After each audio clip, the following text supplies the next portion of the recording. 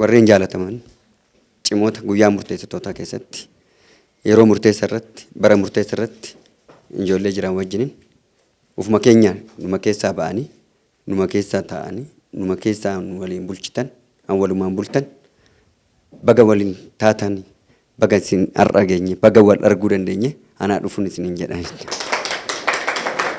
Kanatti aansuudhaan baay'inarra qulqullinarra kan jedhamu tokko jira. Miseensi baay'ateedhaaf miti garuu miseensi muraasni gaggeessan muraasni bulchiisa wajjiniin hoo qindaa'e caasaa muraasa caasaa xiqqaatu waan guddaa hojjechuu danda'a jechuudha.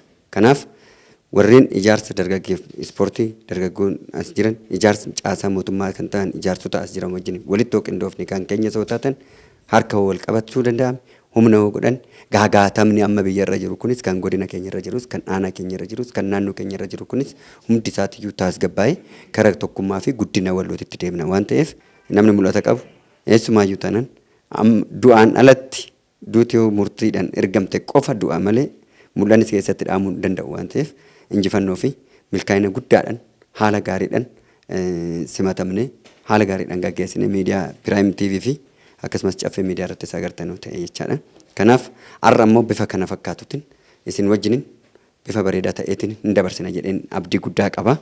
Kanaaf kallattiidhaan warqeen waan ergaa nu dabarse galatoomaa horaa bula warqee naafa beera. Sanyii Dashuuloosee pirezidaantii waldaa caffee dargaggoota hojii waliigalaa fi keessummoota asitti argamtan kabajamtoota jaalleewwan waliin jirru. Duraan dursee sagantaa kanarratti argamuu kiyyaaf gammachuu guddaan natti dhaga'ama. Itti aansuudhaan keessummoonnis baga nagaan dhuftan anaa dhufu isiniin jenna.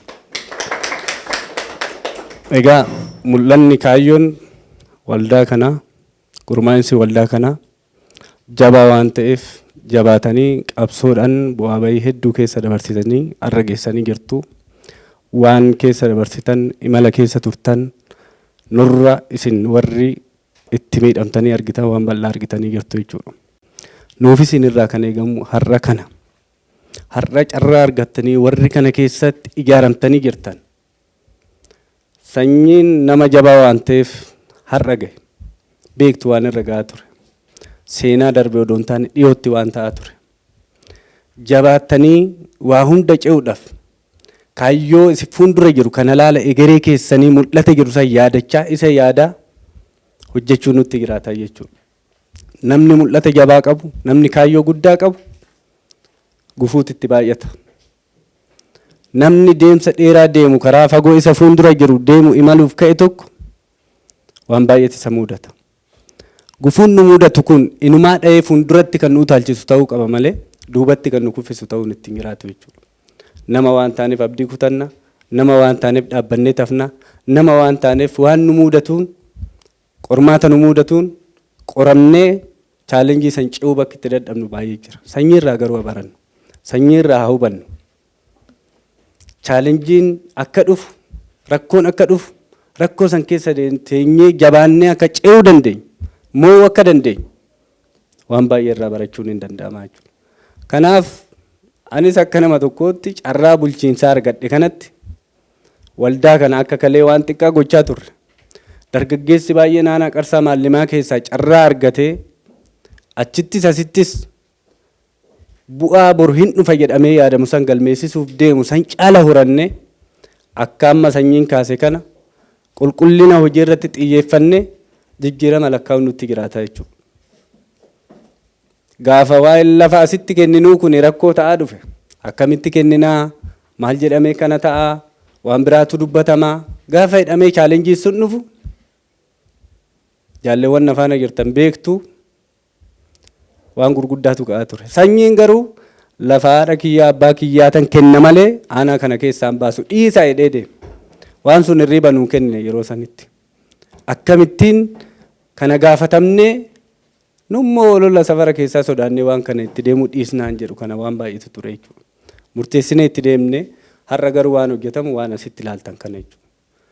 Kanaa olis deemuu dandeenya, kanaa olis hojjechuu dandeenya. San hojjechuuf laphee qulqulluudhaan wal hubachuu qofa barbaada. Wal amantaa barbaada. Walii yaaduu barbaada.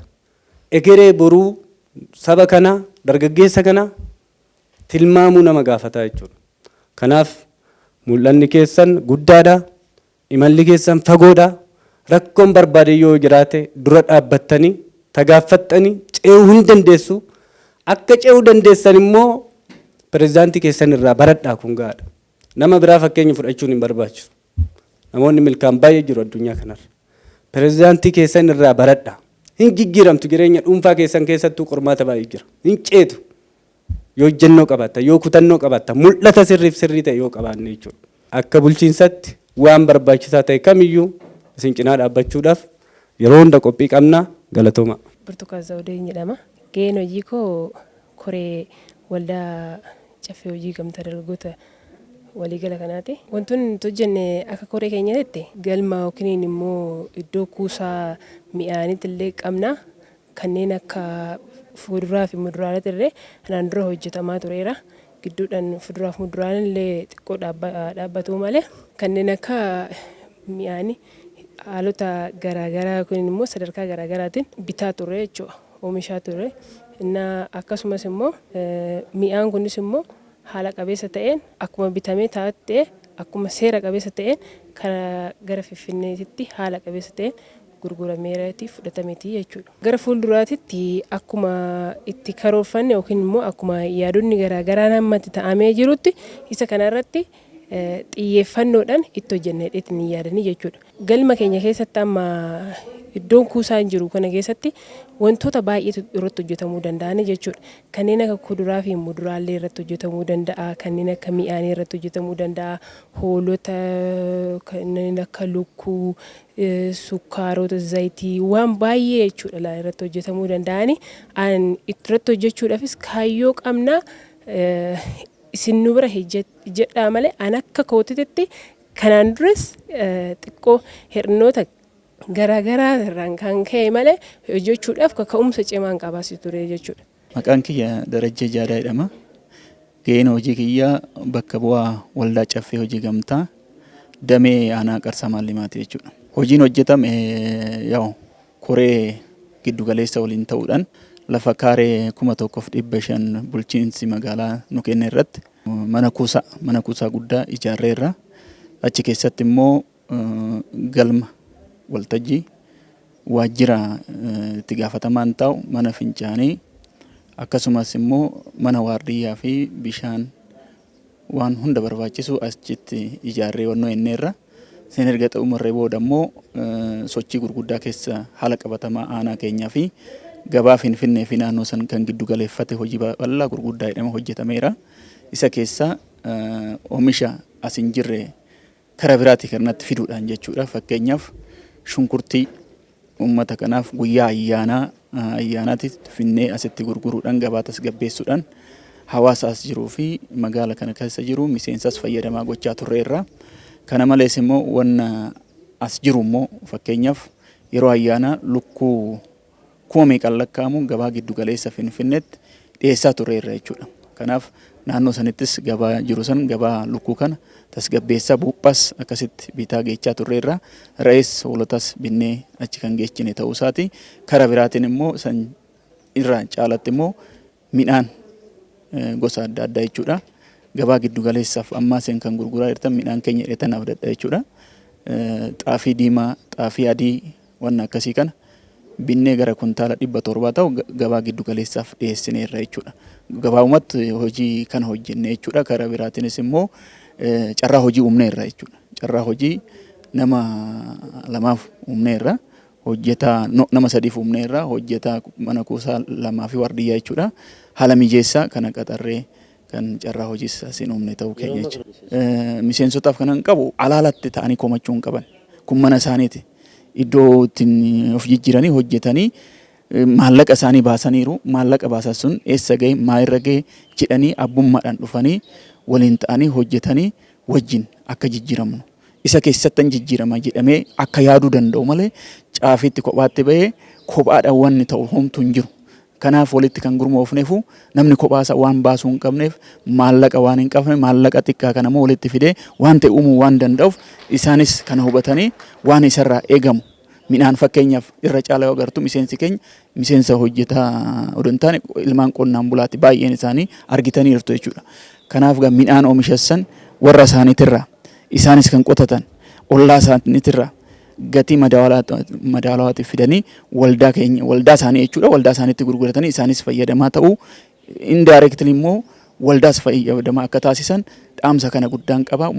Waldaan keenya mul'ata guddaa hojii guddaa kan ce'u mul'ata ce'uu fi addunyaa irratti beekamtii guddaa argachuuf deema waan jiruuf kanarratti yoo tumsa guddaa qabaanne tokkummaan yoo jiraate olola feesbuukii san dhiifneet of dhaggeeffachuu dhiifneef of kenninee hojjenne galma hin geenye jedhee yaada. Maqaan kiyya Geetoo Mogosin jedhama. Gaheen hojii kiyyaa itti gaafatamaa ittaanaatti gaafatamaati. Hojiileen hojjetaman amma yaa'ii sadaffaarra irraa haa ta'utti garuu hojiileen hojjetaman yeroo darbe keessa akka bara darbeetitti yeroo ayyaanaa shunkurtii dhiyeessuudhaan gabaa asirraa wanta gabaa giddu galeessaaf immoo galii ta'an akka hoolaa akka re'ee daanqoo bituudhaan gara Finfinneetti gara gabaa giddu galeessatti ergaa turre jechuudha.